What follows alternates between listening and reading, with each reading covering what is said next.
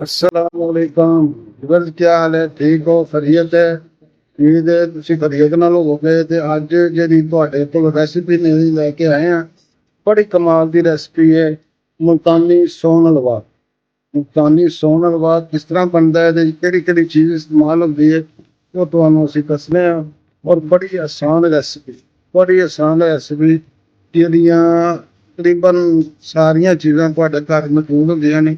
ਇਨਸ਼ਾਅੱਲਾ ਤੁਹਾਨੂੰ ਉਹ ਰੈਸਪੀ ਅਸੀਂ ਬਣਾ ਕੇ ਵਿਖਾਉਂਦੇ ਹਾਂ। ਤੇ ਲਓ ਜੀ, ਘਰ ਦੇ ਵਿੱਚ ਅਕਸਰ ਰੋਟੀਆਂ ਬਚ ਜਾਂਦੀਆਂ ਨੇ, ਤੇ ਇਹਨਾਂ ਜਿਹੜੀਆਂ ਬਚੀਆਂ ਹੋਈਆਂ ਰੋਟੀਆਂ ਹੁੰਦੀਆਂ ਨੇ, ਤੇ ਇਹਨਾਂ ਨੂੰ ਤੁਸੀਂ ਅੱਛੀ ਤਰ੍ਹਾਂ ਸੁਕਾ ਲੈਣਾ। ਤਕਰੀਬਨ ਅਗਰ ਤੁਹਾਡੇ ਕੋਲ 10 ਕੇਜੀ ਦੁੱਧ ਹੈ ਤੇ 4 ਕੁ ਰੋਟੀਆਂ ਤੁਸੀਂ ਚੰਗੀ ਤਰ੍ਹਾਂ ਸੁਕਾ ਕੇ ਤੇ ਉਹਨਾਂ ਨੂੰ ਗ੍ਰਾਈਂਡ ਕਰਕੇ, ਮੈਂ ਗ੍ਰਾਈਂਡ ਕਰਕੇ ਰੱਖੀ, ਉਹਨਾਂ ਨੂੰ ਫਿਰ ਗ੍ਰਾਈਂਡ ਕਰਕੇ ਇਸ ਤਰ੍ਹਾਂ ਉਹਦਾ ਪਾਊਡਰ ਬਣਾ ਲੈਣਾ। ਇਹ ਤੁਹਾਨੂੰ ਮੈਂ ਮੁਲਤਾਨੀ ਸੋਨ ਹਲਵੇ ਦੀ ਆਸਾਨ ਰੈਸਪੀ ਦੇ ਰਿਹਾ। ਇਸ ਤਰ੍ਹਾਂ ਪਾਊਡਰ ਬਣਾ ਲੈਣਾ। ਇਹ ਪਾਊਡਰ ਬਣ ਜਾਏਗਾ ਤੇ ਅਸੀਂ ਆਹ ਦੁੱਧ ਸਾਡਾ ਜੀ 12 ਕੇਜੀ ਅਸਾਂ ਦੁੱਧ ਲਿਆ ਤੇ ਇਹਨੂੰ ਅਸਾਂ ਉਬਾਲਾ ਦੇ ਲਿਆ, ਤੇ ਇਹਦੇ ਵਿੱਚ ਅਸੀਂ ਐਡ ਕਰਾਂਗੇ ਇਹ ਦਹੀਂ।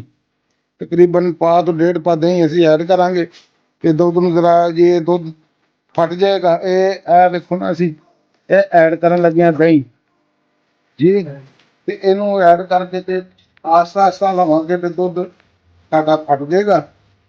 ਦੁੱਧ ਜਿਹੜਾ ਜੀ ਨਾ ਸਾਡਾ ਇਹ ਹੁਣ ਫਟ ਗਿਆ। ਇਸ ਤਰ੍ਹਾਂ ਫੁੱਟਾਂ ਬਣ ਗਈਆਂ ਨੇ।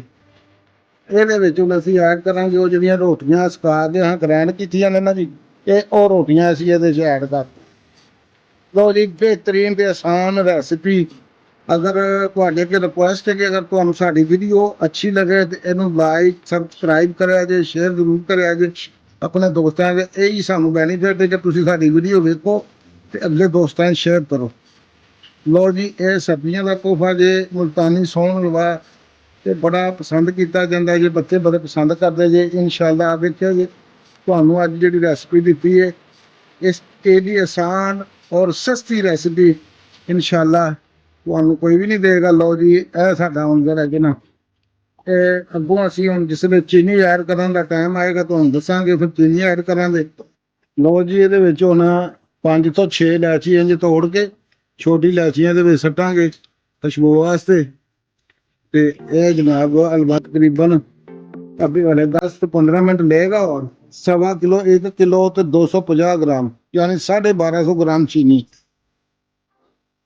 ਲਓ ਜੀ, ਚੀਨੀ ਪਾ ਕੇ ਤੇ ਇਹਨੂੰ ਚੰਗੀ ਤਰ੍ਹਾਂ ਮਿਕਸ ਕਰਾਂਗੇ ਤੇ ਇਹਨੂੰ ਆਹਿਸਤਾ ਆਹਿਸਤਾ ਪਕਾਵਾਂਗੇ। ਮੀਡੀਅਮ ਅੱਗ ਰੱਖਣੀ, ਜ਼ਿਆਦਾ ਤੇਜ਼ ਨਹੀਂ ਕਰਨੀ ਵਰਨਾ ਫਿਰ ਜਲ ਜਾਏਗਾ। ਲਓ ਜੀ, ਇਹ ਤਕਰੀਬਨ 10 ਤੋਂ 15 ਮਿੰਟ ਹੋਰ ਟਾਈਮ ਲਏਗਾ ਤੇ ਇਨਸ਼ਾਅੱਲਾ ਜਿਵੇਂ ਸਾਡੀ ਰੈਸਿਪੀ ਨਜ਼ਦੀਕ ਪਹੁੰਚੇਗੀ ਤੇ ਅਸੀਂ ਤੁਹਾਨੂੰ ਵਿਖਾਵਾਂਗੇ। ਤੇ ਤੁਹਾਡੇ ਲਓ ਜੀ, ਹਲਵਾ ਤਕਰੀਬਨ ਸਾਡਾ ਜਿਹੜਾ ਜੇ ਉਹ ਤਿਆਰੀ ਤੇ ਬਿਲਕੁਲ ਕਰੀਬ ਹੋ ਗਿਆ। ਹੁਣ ਇਹਦੇ ਵਿੱਚ ਅਸੀਂ ਕਰਾਂਗੇ ਦੇਸੀ ਘਿਓ। ਮੈਂ ਅੱਧਾ ਕਿਲੋ ਅਸੀਂ ਦੇਸੀ ਘਿਓ ਐਡ ਕਰਾਂਗੇ।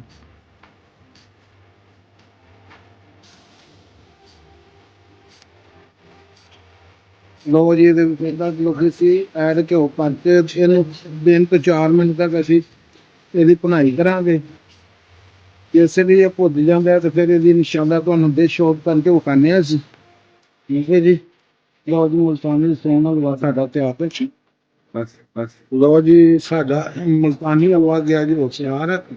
ਇਹਦੇ ਵਿੱਚ ਹੁਣ ਅਸੀਂ ਆਪਣਾ ਡਰਾਈ ਫਰੂਟ ਇਸਤੇਮਾਲ ਕਰਾਂਗੇ। ਇਹ ਜੀ ਬਦਾਮ, ਸੌਂਗੀ, ਗਰੀ, ਕਾਜੂ, ਪਿਸਤਾ, ਜਿੰਨਾ ਵੀ ਤੁਸੀਂ ਡਰਾਈ ਫਰੂਟ ਪਾਉਣਾ ਚਾਹੋ, ਜਿਸ ਮਕਦਾਰ 'ਚ ਪਾਉਣਾ ਚਾਹੋ ਤੁਸੀਂ ਪਾ ਸਕਦੇ ਹੋ। ਲਓ ਜੀ, ਅਸੀਂ ਇਹ ਡਰਾਈ ਫਰੂਟ ਪਾ ਕੇ ਇਹਨੂੰ ਮਿਕਸ ਕਰਾਂਗੇ ਤੇ ਬਾਕੀ ਜਿਹੜਾ ਰੱਖਿਆ ਇਹਨੂੰ ਉੱਤੇ ਗਾਰਨਿਸ਼ ਕਰਾਂਗੇ। ਲਓ ਜੀ ਵੀਵਰਸ, ਸਾਡਾ ਮੁਲਤਾਨੀ ਸੋਨ ਹਲਵਾ ਹੋ ਗਿਆ ਤਿਆਰ ਤੇ ਅਸੀਂ ਡਿਸ਼ ਆਊਟ ਕਰ ਦਿੱਤਾ।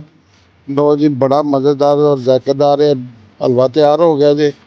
ਤੇ ਤੁਹਾਨੂੰ ਕੋਈ ਵੀ ਚੀਜ਼ ਜਿਹੜੀ ਇਹਨਾਂ ਬਾਹਰੋਂ ਲੈਣ ਦੀ ਜ਼ਰੂਰਤ ਨਹੀਂ, ਸਾਰੀਆਂ ਚੀਜ਼ਾਂ ਤੁਹਾਡੇ ਘਰ 'ਚ। ਨੈਕਸਟ ਜਿਹੜੀ ਰੈਸਪੀ ਹੈ ਜੋ ਇਹਦੇ ਤੋਂ ਵੀ ਟਾਪ ਕਲਾਸ ਰੈਸਪੀ ਹੋਏਗੀ, ਤੇ ਅਗਲੀ ਰੈਸਪੀ ਤੱਕ ਸਾਨੂੰ ਦਿਓ ਇਜਾਜ਼ਤ।